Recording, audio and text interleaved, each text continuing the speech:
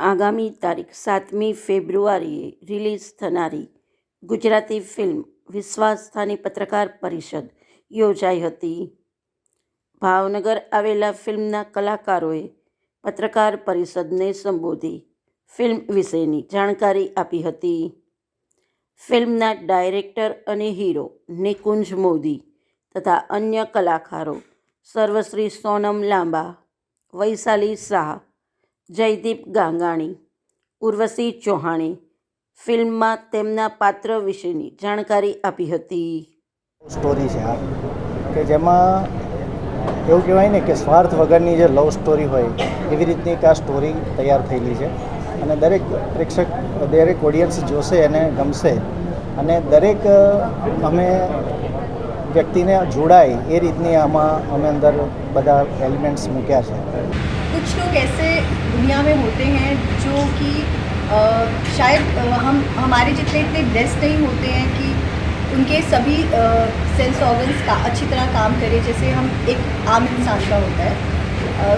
शायद कहीं ऊपर वाला कुछ कमी छोड़ देता है, लेकिन जहाँ वो एक कमी छोड़ता है उसकी जगह पे उनका कोई और सेंस ऑर्गन या आप कह सकते हैं उनमें कोई और ऐसी काबिलियत वो ऊपर वाला डाल देता है जो शायद हम आम इंसानों में नहीं होती. तो उन इंसानों के भी कुछ जज्बात होते हैं, कुछ उनके सपने होते हैं, कुछ अरमान होते हैं जो शायद जैसे कि मैंने आस्था का किरदार जो निभाया है, वो लड़की बोल नहीं सकती, सुन नहीं सकती, लेकिन उसके अपने कुछ अरमान हैं, कुछ सपने हैं, ख्वाहिशें हैं. क्योंकि वो बोल नहीं सकती, किसी को अपनी बात कह के नहीं समझा सकती, तो इसलिए शायद उसने अपने अंदर ही एक ऐसी दुनिया बसा रखी है और उस दुनिया में उसने सिर्फ अपनी सहेली रेशमा और अपनी माँ को जगह दी है. वो दोनों उसे समझते हैं, उससे बहुत प्यार करते हैं, उसके लिए वही उसकी पूरी दुनिया है. उसे एक डर भी है शायद बाहर की दुनिया से, लोग उसे नहीं समझ पाएंगे, उसका मजाक उड़ाते हैं कि वो बोल नहीं सकती, सुन नहीं सकती.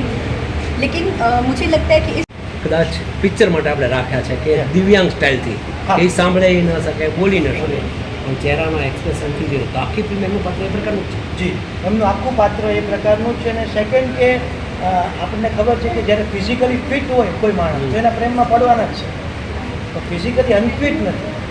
અને એક એવો છોકરો કે જે કલેક્ટરની એક્ઝામની તૈયારી કરવાનો, એ છોકરો ફિઝિકલી અનફિટ છોકરીને એનો પ્રેમ કરે છે અને એને કહે છે કે હું તને પ્રેમ કરીશ આજીવન. તમે મારું ટ્રેલર જોશો સર, તો એમાં લાઈન છે કે હું તારી સાથે રહેવા માંગુ છું, વધારે નહીં. આ સૂરજ ઉગે ને ત્યારથી લઈને આ ચાંદ હાથને ત્યાં. પુષ્પા 2માં તો પુષ્પા 1 અને પુષ્પા 2, હા, ઉર્વશી ચૌહાણ જી, બંનેમાં એમને અલ્લુ અર્જુન સાથે ડાન્સ શીખવાડ્યા. યસ, આમાં પણ એ આઇટમ સોંગ યસ યસ. ઉર્વશીની સાથે ફર્ધર 2-3 પ્રોજેક્ટ અમે કરેલા છે. તો આ સોંગ અમે પિક્ચર જ્યારે ક્રિએટ કરતા હતા, હું ને સર અમે ડિસ્કસ કરતા હતા ને અમે એવું વિચાર્યું કે જો ગુજરાતી ઓડિયન્સને બધી જ જાતના ફ્લેવર દેવા હોય તો આઇટમ નંબર આવ્યું નથી, તો એવી કોઈ સિચ્યુએશન બને કે જેમાં આઇટમ નંબર આવે. તો આઇટમ નંબર માટે અમને એવું લાગ્યું કે આપણે ઉર્વશીને લઈએ, કારણ કે બહુ સારી ડાન્સર છે અને ગણેશ આચાર્ય સરની આસિસ્ટન્ટ છે. તો ઉર્વશીને અપ્રોચ કર્યો, ઉર્વશીએ કીધું કે યસ હું કરીશ તમારી સાથે. તો એ આઇટમ સોંગ ઉર્વશીએ કર્યું. એના પછી પુષ્પા 2 આવ્યું, તો સૌથી પહેલાં ઉર્વશીએ કરી દીધું તમારા આઇટમ. અચ્છા, યસ. નમસ્તે, મારું નામ છે જયદીપ ગાંગાણી અને આ ફિલ્મમાં મેં સેન્ડો નામના માણસનું કેરેક્ટર ભજવ્યું છે. એવું જ એક મારું કેરેક્ટર છે, કોમિક રોલ મેં કર્યો છે. આશા રાખું છું કે બધાને ગમશે. તો એ ફિલ્મ 7 તારીખે આવે છે, અમારી ફિલ્મ વિશ્વાસ્થા.